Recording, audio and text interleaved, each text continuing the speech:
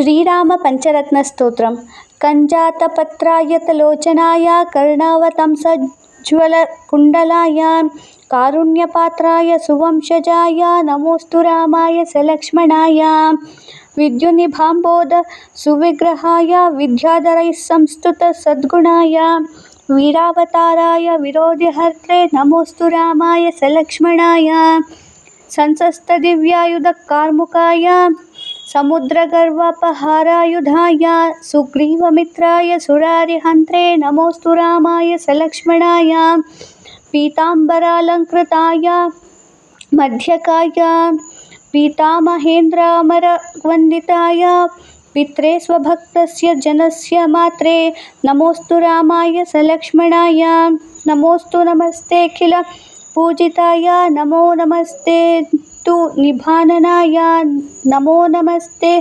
रघुवंशजाय नमोस्तु रामाय सलक्ष्मणाय इमानि पञ्चरत्नानि त्रिसन्ध्यं यः पठेन्नरः